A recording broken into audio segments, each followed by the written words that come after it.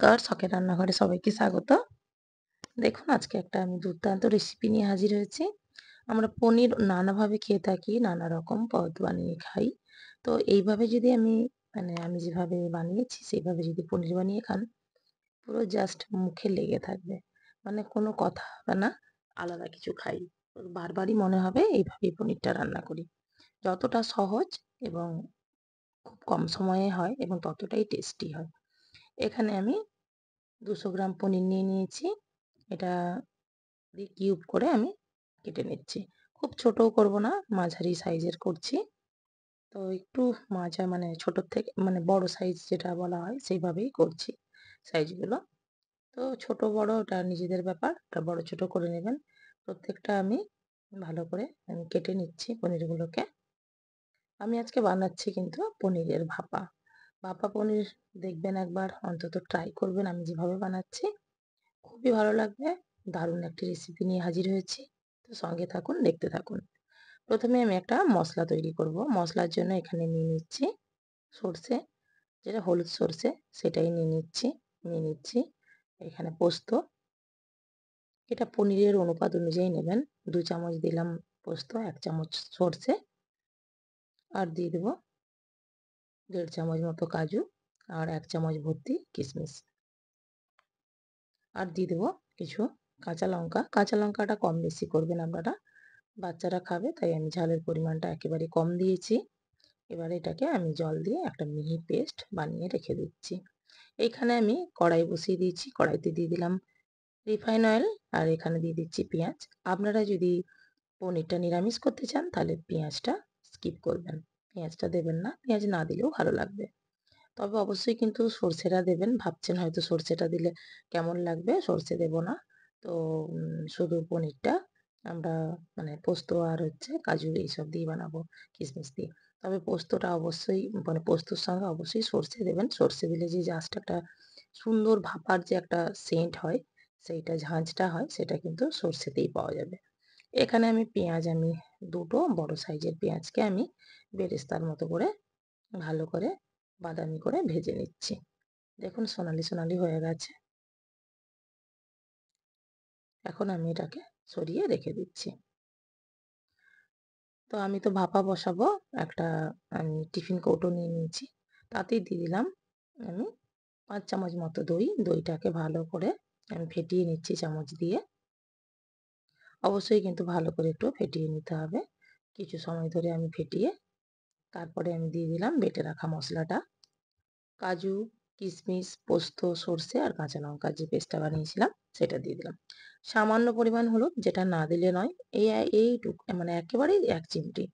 আর দিয়ে দিলাম red chilli powder আর দিয়ে দিচ্ছি স্বাদ মতো নুন। এখানে আমি কোনো তেল দিয়ে কিন্তু রান্নাটা করব না, পুরোটাই আমি ঘি দিয়ে বানাবো। আপনারা চাইলে তেল দিতে পারেন, জাস্ট তেলটা শুধু আমি পেঁয়াজটা ভাজার জন্য ইউজ করেছি। আর নাহলে কিন্তু আমি তেল কিছুই দেব না, দেব ঘি। আর এখানে যেহেতু আমি এখানে দই দিয়েছি ব্যালেন্সের জন্য, টকটা ব্যালেন্স করার জন্য দিয়ে দিলাম সামান্য পরিমাণ চিনি।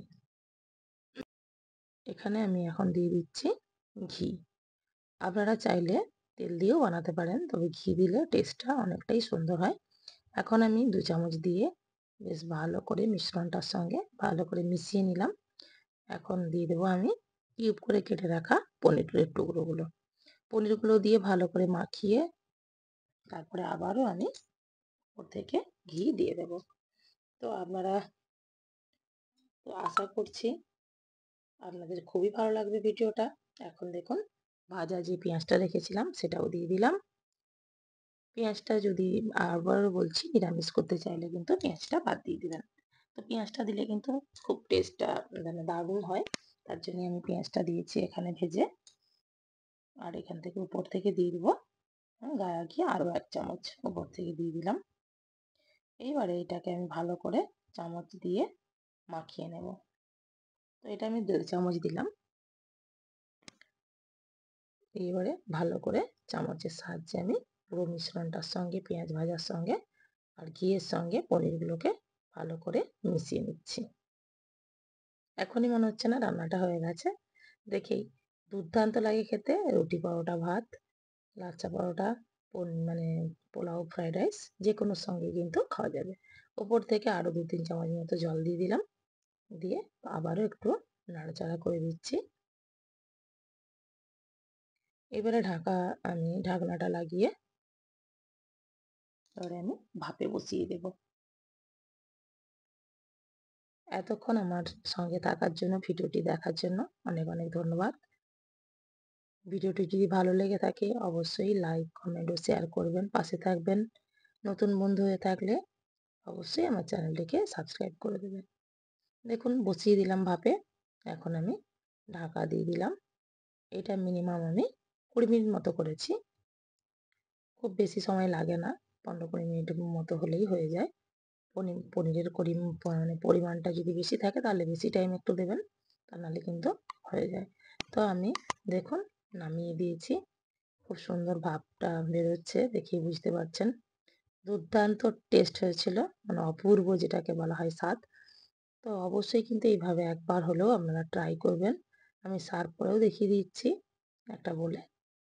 তো দেখুন কিউবগুলো বড় ছিল কিন্তু দুর্দান্ত, মানে পনির তো একেবারেই মানে কি বলবো, একদম মাখো মাখো করে করেছি। তো অবশ্যই কিন্তু এইভাবে একবার হলেও বাড়িতে ট্রাই করবেন। আশা করছি প্রত্যেক জনের ভালো লাগবে আর বারবার দেখবেন এই পনির ভাপাই খেতে চাইবে। আজকের ভিডিওটা আপনাদের কেমন লাগলো অবশ্যই কিন্তু কমেন্ট করে জানাবেন। দেখা হবে অন্য কোনো দিন অন্য কোনো ভিডিও।